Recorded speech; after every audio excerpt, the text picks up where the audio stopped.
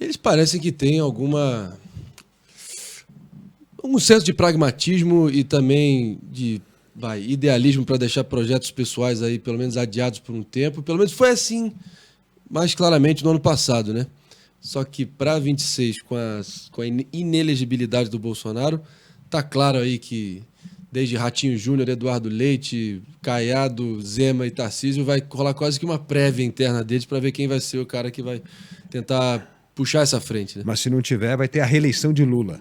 E aí a gente está Então, ferrado. Deixar bem nítido aqui. Já que você mencionou o Lula, partindo aqui para o nosso bloco final da nossa entrevista de hoje, a pergunta que fica é se, na dúvida, você vota contra, se como eu coloquei essa pergunta, né? Será que em alguma medida há composição com o governo Lula ou são divergências tão insuperáveis e intransponíveis que não tem conversa? Você mencionou algumas aqui, né? Como a reforma administrativa já.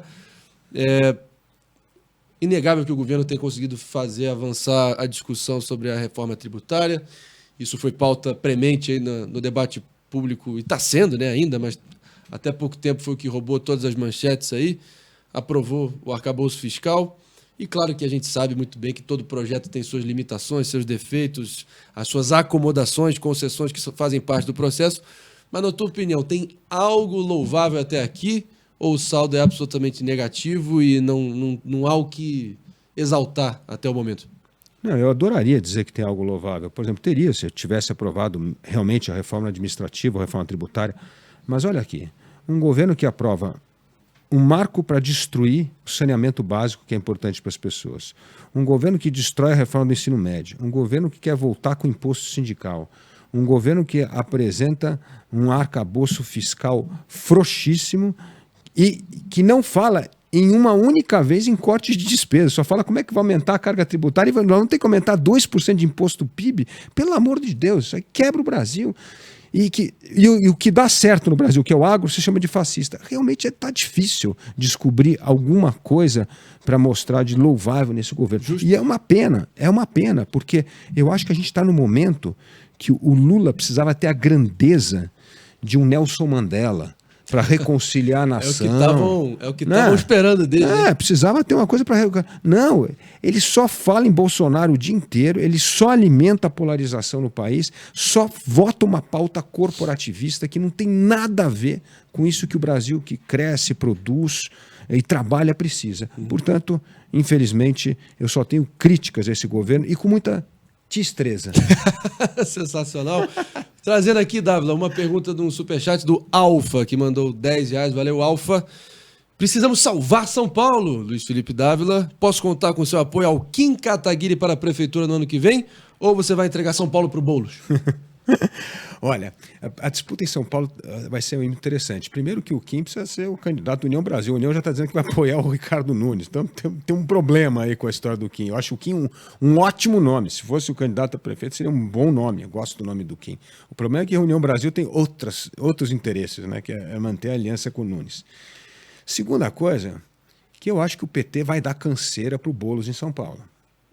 Ué, em que sentido? Já não sinalizou que vai ser o... Sim, mas o PT não quer nenhuma pessoa que vai fazer sombra ao Lula. Como diria Ciro Gomes, o PT é que nem sombra de mangueira, não cresce nada embaixo, porra. Exatamente. Então, o que eu acho que o PT vai fazer?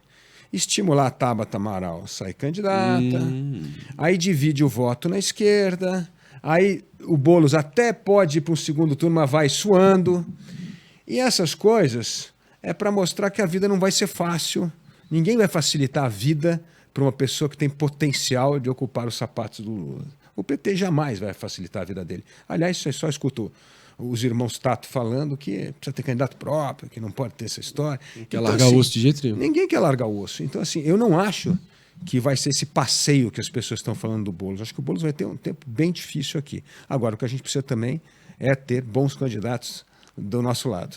Você considera o Ricardo Nunes alguém que representa o seu lado? Não, eu acho que o Ricardo Nunes representa o establishment. Total, tem a caneta. Né? Vamos lá. O que a gente precisa é de novas lideranças. Eu gostaria de ver gente nova aí disputando a prefeitura de São Paulo. Se o Kim tiver a legenda, eu acho que é um bom nome.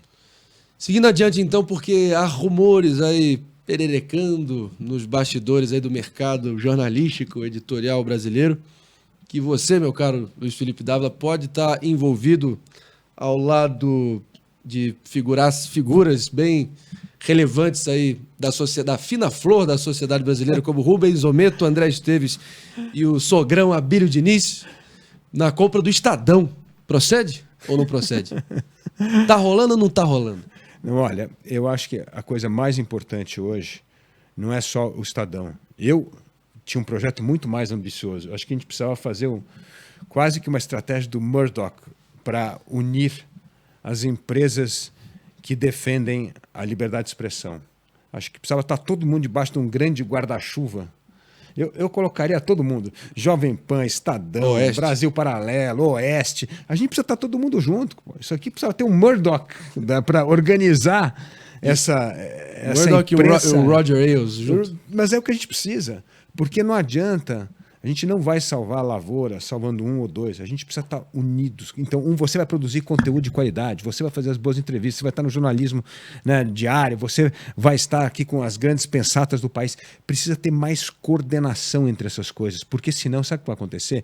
Esse governo perverso vai continuar botando pressão nos anunciantes para tirar anúncio desses veículos, porque eles são independentes. Sleeping Giants que o diga, né? Os Sleeping Giants que digam. Então, assim, isso é muito ruim para um país que tem uma imprensa livre. Então, eu acho que a gente precisa ter um projeto muito mais ambicioso de criar uma verdadeira holding para salvar todos esses veículos num grande pool, porque sem eles a democracia no Brasil está em risco. Eu sei como as coisas funcionam aí nos bastidores aí de negociações dessa dimensão, mas você admite, pelo menos então, que há tratativas preliminares nesse sentido? Ou isso é só um sonho embrionário seu? Está ainda numa fase de tentar angariar esse grupo para poder ter essa conversa. Mas a conversa está rolando. E a última coisa, não queria botar o cara aí numa saia justa aqui, mas o povo queria saber. E a última aqui, por favor, também aqui para terminar num clima leve. Você sabe que trabalhando aqui para preparar uma entrevista à sua altura, Felipe, hoje, a gente pesquisou teu nome no Google e só deu um outro Dávila hoje no Google. Quem roubou as manchetes foi um tal de Juca Dávila. Quem é esse cara? E como é que você viu o suposto affair dele com a belíssima atriz Mariana Rios, cara? Meu filhão. Filhão tem bom gosto. Filhão é bala na agulha ele, hein? Filhão tem bom gosto. Puxou o pai aí ou impressão minha? Filhão tem bom Quem gosto. puxa os seus não degenera? Lógico, pô. Não, já diria o ditado? Não, tem muito bom gosto. Mas meu filho é um cara extraordinário, acabou de voltar de um triatlon na Copenhague, fez em 9 horas e 30 minutos, um negócio incrível, pô. Homem de aço. Homem de aço, gosta de tecnologia, trabalha com tecnologia, é um super cabeça. E um galanteador aí de marca maior. A Mariana está muito em boa companhia.